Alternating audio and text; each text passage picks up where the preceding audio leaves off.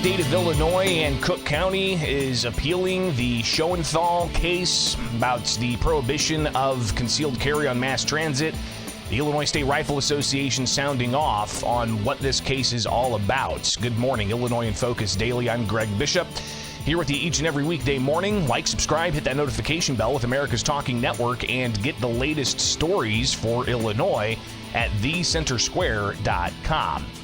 So we've got this case, Schoenthal v. Fox, and also the state being wrapped into this as a law challenging the prohibition of carrying concealed firearms on mass transit was found to be a violation of the Second Amendment by a federal district judge. Well, the state has appealed and it sits in the appellate court.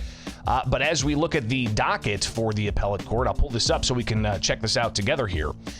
So last week, the appellate court ordered that these appeals are consolidated, so a couple of different cases put together. A preliminary review of the short records indicates that the judgment is deficient. So this is the appeals court talking about the judgment from the district court. The appeals court says a judgment must provide relief to which the prevailing party is entitled. It goes on to say the judgment entered in this case fails to do so. In this case, the clerk of the court, not the judge, entered and signed the judgment. In the judgment, the court states the judgment's entered in favor of the plaintiffs, except that two defendants are terminated per order, but it provides no relief to the plaintiffs. The parties have an obligation to ensure that the district court has issued a fully compliant Rule 58 judgment. Accordingly, both appellants and appellees shall file on or before October 4th, a brief memorandum stating why these appeals should not be remanded to the district court to enter a proper judgment. Briefing is suspended pending further court order. So interesting to see that, and especially as you've got this telephonic conference that's been ordered by the district judge, and we've talked about this and you've seen this discussed, demanding that tomorrow in the afternoon, they're going to hold a telephonic hearing with persons granted remote access. What exactly is this telephonic hearing going to be about? Let's go ahead and pull that document up, as the district court judge said that the defendant's motion contains the following sentence. Moreover, the potential safety implications of the court's order are highlighted by a recent mass shooting on the CTA Blue Line in which 4 people were murdered with firearms 3 days after the court's order was entered. And the district judge in this, saying 2 signatories of the motion must telephonically attend the hearing. Additionally, if the people who wrote the sentence is not the signatories of the motion, then that person must also telephonically attend the hearing. Counsel should be prepared to explain what reasonable injury was done as to the legal contentions and the evidentiary support for factual contentions contained in this sentence. For example, and by no way of limitation, counsel should be prepared to articulate the reasonable injury that was made to determine if the suspect in the CTA's Blue Line shooting possessed a concealed carry permit, and if so, whether he brought the gun onto CTA properly to protect himself. Moreover, counsel should explain the reasonable injury as to how the suspect was protecting himself from the sleeping homeless people who he allegedly shot. If after the hearing, the explanation as to the reasonable inquiry, counsel should be prepared to show cause why the factual and legal assertions in the sentence do not violate a rule. So clearly, we'll see what we can do to report out this telephonic hearing, but a lot of back and forth on this case. And again, this case deals with the ability for somebody who has a concealed carry license in Illinois to carry in mass transit. I talked with Richard Pearson, the executive director of the Illinois State Rifle Association, who is one of the parties in this case. And yesterday we chatted about, his reaction to the district court judge ruling. Is this a victory for the plaintiffs in this case? Well, we're really glad to get that victory. Right now, it only applies to the plaintiffs that were named. But when we get into the appellate court, we're going to try to expand that to include everyone. So anybody with a concealed carry permit. So that's what will happen in the appellate court. That's our goal, of course. So we'd like to see that happen. There's only 4 states that ban it on mass transit. Surprisingly, Illinois is one of them. So there, but it's a problem in Illinois, and it's not a problem in any place else that has passed it because criminals don't go there anymore, at least not as often. So Pearson discussing a bit about the importance of having concealed carry, especially at a place like mass transit. Well, of course, because mass transit, if you don't have a car, what other choice do you have? You don't have one in the cities. I mean, you have one, but it'd be a taxi or Uber or something like that. It'd be very expensive. But this is public transit, so since it's public, you ought to be able to carry on that system. And we also discussed the reaction he had to Governor J.B. Pritzker, who, after the district court ruled in this fashion, Governor Pritzker was asked about it. Here's what he had to say a couple of weeks ago. Well, unfortunately, many of the conservative judges who've been appointed have misunderstood what it means to uphold public safety. And, we still believe in the Second Amendment. It's part of the Constitution that you have rights as a result of the Second Amendment, but there are limitations to that. I mean, just to give one example, the right to bear arms, it's not the right to a shoulder-fired missile, as one example. There are limitations on the kinds of weapons and the places that we need to. Would we allow people to carry an AR-15 into the White House? No. So it's clear that there are some misguided decisions that get made at the circuit court level, the federal court level, and I'm hoping that it'll be overturned along the way. If it has to go all the way to the Supreme Court, it'll be disappointing if they uphold this, but I'm hopeful that the law that was passed in Illinois a number of years ago that's frankly done a lot to keep people safe will be upheld. So again, the governor saying that, hey, there's sensitive places you can't carry firearms into, and says that you can't take an AR-15 into the White House.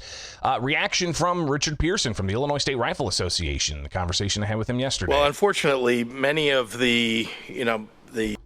Well, I'm not sure you can't bring an AR-15 in the White House. The security guards all have them. But anyway, the governor's wrong. Okay, simply, mass transit is a target for criminals in Illinois and the other 3 states that have that. And so, it's just a hunting ground. Anytime you have a gun-free zone, it's a hunting preserve for criminals. That's all it really is. And so they know they're not going to be challenged there. There's no way that you can put enough police on a mass transit system to handle it. Even if a policeman was on the same car as you, by the time it happens, he couldn't get there. It happens too quickly. So again, the idea of having concealed carry on mass transit at focus on this case that's been appealed to the appeals court, but some back and forth with the motions and getting clarity from the district judge. But in some of these motions that were filed, again, go back to what we're expecting a telephonic hearing tomorrow with the judge there wanting to get clarity on this conversation about, moreover, the potential safety implications of the court's order, highlighted by a recent mass shooting on the CTA bus line in which 4 people were murdered with a firearm 3 days after the court's order was entered. Pearson reacting to that as well with what he sees as a constant line of messaging from those who want more gun control. Well, the state's trying to say a criminal act is they're trying to say that if you carry on mass transit, would lead to more things like this. But the fact is, those are criminals doing that. We're talking about armed citizens protecting themselves and others. It's a completely different story. And I also wanted to talk with Richard about, the Illinois State Rifle Association has been around fighting these legal battles and going to the State House and lobbying lawmakers to bring about more gun rights legislation. But sometimes, this fight, it's a long slog. How much have things changed? Really, especially since the Bruin decision or the Heller decision or the McDonald decision. And has that really brought about a different landscape for the issue of Second Amendment rights? Right. It's in the basic 10 amendments, the Bill of Rights, of course. But we have seen the landscape change in the United States. We're watching more and more district courts taking this up more and more. What Bruin actually said is you got to follow follow the law. You got to do what Heller said. You got to do what McDonald said. The power of Bruin is actually just saying you've got to do it this way. There wasn't anything that phenomenal in Bruin other than the fact that you have to do it the right way. And so some district courts have been wandering off the reservation, and they're going to get reined in, I believe. So a lot of different lawsuits spanning a variety of different issues, right? I mean, we've got the ruling expected in a couple of weeks in the gun ban challenge in the Southern District Illinois Federal Court. You've got this challenge against the prohibition of concealed carry on mass transit. You've got the FOID card challenge, right? All of these different cases. And over the years, the Illinois State Rifle Association has just been one of those gun rights organizations that's been going to court, especially in Illinois, challenging these laws.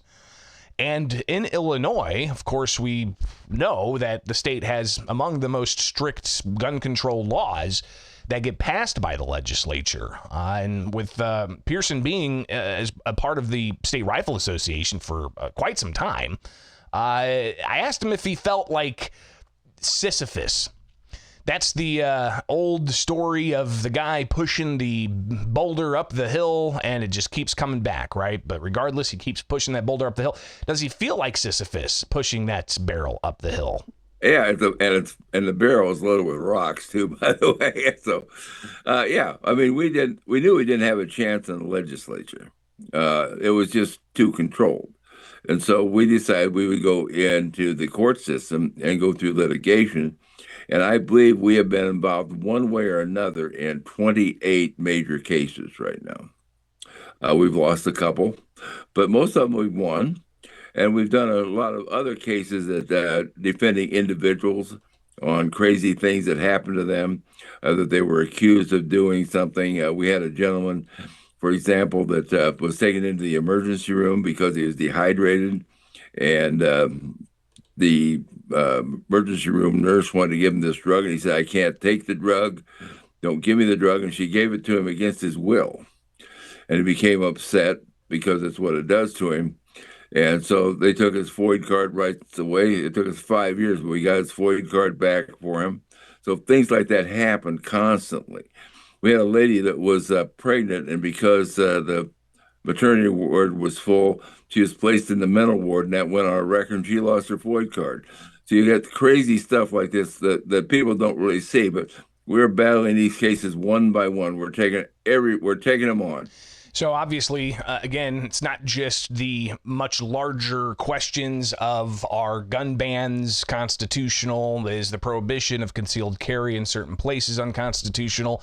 It's also these individual cases. And trust me, I mean, being a reporter and reporting these stories out, I get people messaging me about their situations. And while they may, have a unique circumstance, the feelings seem to be the same, that they feel their rights are being violated by the actions the government's taking against them individually for similar types of scenarios. I mean, somebody going to the hospital for a maternity situation, and the maternity ward's full, and they have to be put into a different ward, a psychiatric ward, and that's on their record, and then all of a sudden they find themselves up against, in order to have their rights to keep and bear arms taken away. That's a pretty unique situation, but obviously people don't necessarily have the resources to challenge that. So Pearson saying that's one reason why the Illinois State Rifle Association is around, and he also encouraged people to join the ISRA. Well, it's pretty easy. The first thing we always need is membership, and we need donations too. So you can join right online at isra.org, of course, and there's a button there to join and that sort of thing. So we need all the help we can get because there's a lot more coming. Okay, there's a lot more coming, but we'll be ready for it. So we're looking forward to that. I was just at a policy conference that dealt with all the major things going on all around the country and actually across the world. And there were 4 cases that were mentioned there, and the ISRA was in all 4 of those cases. We were the leader in those cases. So we got a couple honorable mentions there because we're willing to pick up the gauntlet and carry the fight. And he shared some final words in the conversation I had with him yesterday. Well, it's pretty easy. The first thing we always need is membership, and we need don't. Nope. Thank you so much. So join the ISRA, get in the fight, stay in the fight. So again, Richard Pearson, Executive Director of the Illinois State Rifle Association, in a conversation I had with him yesterday about the Schoenthal case, but also about a whole bunch of other things that the ISRA is in court challenging, from unique individual circumstances to broad swath laws challenging the right to keep and bear arms. So clearly we'll keep an eye on all of this and more here in the state of Illinois with Illinois in Focus Daily. Like, subscribe, hit that notification bell for America's Talking Network, where you'll find this show live each and every weekday morning at 8 o'clock Central Time. And also get the podcast anywhere you get podcasts. Just search Illinois in Focus Daily. All right, make it happen.